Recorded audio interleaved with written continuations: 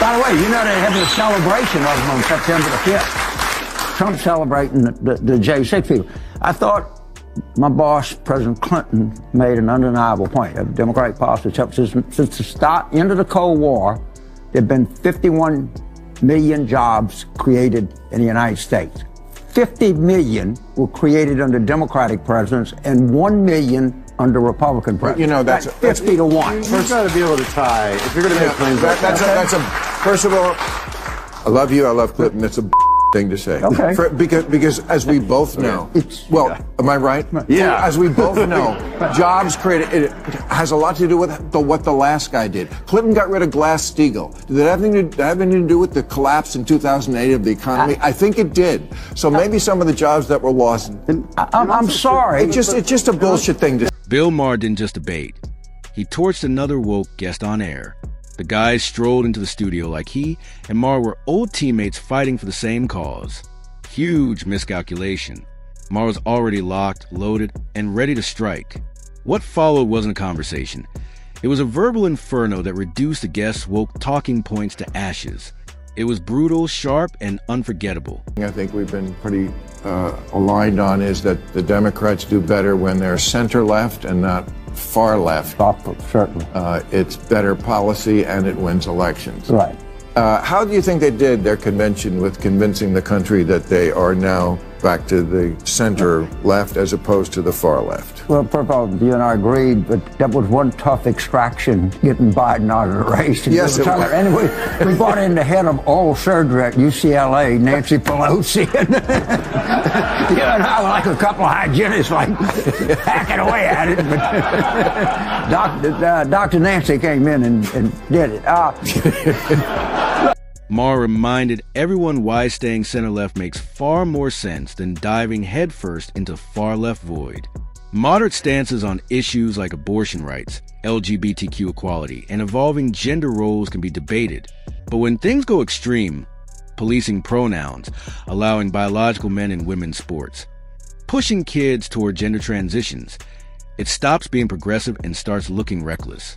That's where Maher, to his credit, draws a firm, unapologetic line. And the Democrats, they weren't looking for ethnic cleansing. They weren't looking for a war. They weren't looking for a new entitlement. The country wanted something different than Trump and Biden, and we gave it to them. And I'm not surprised the country's responding favorably. I really not. Yeah, I thought that, for one thing, they sounded like America, which, has been a problem with the left in recent years. They didn't sound like they liked America too much. And this convention, I heard a lot of it. You're lucky to be an American. You're privileged. Right. It's the greatest country in the world. It's like, thank you. Did you hear that, Congressman? Did you feel like that was sincere? With establishment power, Hollywood stars, and campaign money behind her, Harris should have coasted to victory. Instead, the race wasn't even close. She lost key swing states, failed to win the popular vote, and got crushed in the Electoral College. But the left still spins it like it was historic. It wasn't a cliffhanger. It was a wipeout. The numbers exposed a fantasy for what it really was. Political self-delusion. Interview 4. Crenshaw nailed it. Every Pride Month, the White House swaps the American flag for the Pride flag like patriotism is some seasonal prop. That symbolism reveals a deeper rot, selective love for the nation. When votes are on the line, they wave the flag. But when it's trendy protest, they burn or mock it. Loving America only when it's convenient isn't love at all. It's opportunism, and Maher wasn't shy about backing that point. I never criticize Democrats for putting on a good show. I will never criticize Democrats for being good at politics. What I criticize Democrats for is being bad at policy and governing. They put on a great show. They got those celebrities in there. They dusted off those American flags that they had previously held in the attic or burned occasionally. And then they brought them out for that freedom wave. Very few Democrats burned the Democrat activists burned down cities. We, as members of Congress, just a few weeks ago, we had to go put American flags back up over Union Station, Washington, D.C. The Democratic Party keeps serving slogans while starving voters of substance. Nearly a year after the loss, they still can't form a unified vision. Ask 10 Democrats what they stand for, and you'll get 10 contradictions. No clear stance on the economy, borders, or working class struggles. Kamala had celebrities, media, and money, but not a message. When the dust settled, voters saw straight through the glitter. That's why they lost. Good show. They're right. Full of hope and joy, and I get it. Like, that's great. Starry-eyed views of optimism of the future. But on policy, not so great. And in the end, this is going to be about policy. They were very light on that. Why? Because they don't want to contend with the fact that they own the last 4 years of policy. We do have a very unique opportunity here where we have two candidates where you can look at 4 years and 4 years. You know exactly what they're going to do, and you know exactly what the outcomes are. And on every metric, Donald Trump wins on this. And so that's what we're going to keep pushing this election toward, is what are the metrics that will actually make your life better? Donald Trump wins on this, on the policy and the outcomes associated with that. It's not just about job counts. It's about what those jobs actually mean. Flashy numbers can't hide weak foundations. Under Clinton's 2008 economic run, the stats looked decent, but the reality was shaky. Most jobs were low-paying, short-term, and unstable.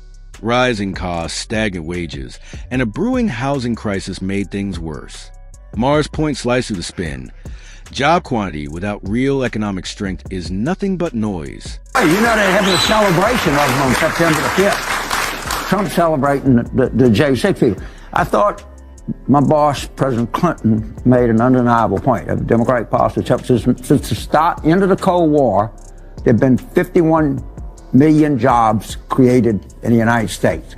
50 million were created under Democratic presidents and 1 million under Republican presidents. You know, that's 50 to 1. You've got to be able to tie. If you're going to make claims like that. That's a, first of all, I love you, I love Clinton. That's a thing to say. Okay. Because as we both know, am I right? Yeah. As we both know, jobs created, it has a lot to do with what the last guy did. Clinton got rid of Glass-Steagall. Did that have anything to do with the collapse in 2008 of the economy? I think it did. So maybe some of the jobs that were lost. I'm sorry. It's just a. This isn't some meaningless number game. The real economic metric is tangible: low inflation, strong wages, business freedom, and cutting red tape. That's why Trump connected with regular Americans and Harris didn't. While the left chased fringe culture wars, Trump focused on what families actually cared about: cost of living, take-home pay, and less government suffocation. People don't vote for slogans. They vote for what impacts their wallets. A policy to an outcome. I can tie policies from Donald Trump to outcomes. So you cut taxes, you cut regulations. What does that do? It makes it easier to do business and hire people. So you're going to have job growth. You had 8% wage increase after inflation under Donald Trump before the pandemic. Actually, 16% if you're talking about the lowest quintile of earners. Under Biden, it's been 0. So on every metric, he wins, and I can go down the list. I guess that crime is down 30%. The stock market is up. The metrics that y'all choose are just BS metrics. No, I choose again. James Carville thought Maher would back him when he bragged that Democrats created 50 million jobs to Trump's 1 million. Easy win, right? Wrong. Maher immediately called out, pointing out that context matters. Economic cycles, global shocks, and post-pandemic recovery inflated those numbers. Correlation isn't causation, and raw stats don't prove leadership. Carville tried to score points, but Maher exposed the spin in real time. Democrats have done a better job creation, but it's not 50 to 1. So don't lie to me. You know what? I'm an ally till you lie. Please fact check. Either Bill's right or I'm right. Fact check. But the numbers don't necessarily mean. Okay. But it's 50 to 1. You understand what my. We had the lowest unemployment in 50 years under Trump. And again, you have to associate an outcome with policies. And you can't tell me what Biden policy resulted in better jobs. If we're increasing our jobs. Also, there was a pandemic that had a lot to do with that. There's a massive. There's a lot of factors that go into it. It's a thing. Again, let's move on. While politicians argue about numbers, the real disaster is in America's classrooms. Students are walking out with diplomas, but without skills. Merit has been replaced by ideology. DI, CRT, and performative equity have turned schools into social experiments. Excellence is gone, standards are crumbling, and a generation is growing up unprepared. It's not just policy failure. It's a moral one that's gutting the nation's future. The country simply has no education standards anymore. They will let you out of a public high school and give you a diploma, and you don't have to actually know anything, which used to be the mission of schools, knowing things. I know it's super important to stop the grooming of our kids, or, I don't know, to start it. and certainly critical race theory must be stricken from the curriculum, or who knows, maybe included in all of it. But, while we're having those fights, could someone please notice that the kids don't actually know any? Years of political agendas over education left schools broken, but a shift is starting. The president is pushing back against indoctrination, demanding real learning and merit return to classrooms. Schools are meant to educate, not brainwash. If this momentum holds, we may see a revival of discipline, excellence, and truth. Maher's conversation laid it bare. The left abandoned common sense. This country on weekends doing stand-up now. I see the political ads that are running on the local TV markets, and I think, how can this possibly work on people? And then I remember, oh yes, they think Queen Elizabeth is from Egypt.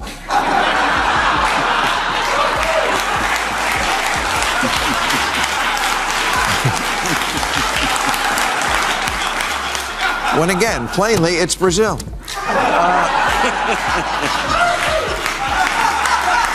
Chasing identity politics, while Americans worry about inflation, jobs, and their kids' futures. Even lifelong liberals like Maher are done with the far-left experiment. The country doesn't need more posturing. It needs results, accountability, and the values that built it.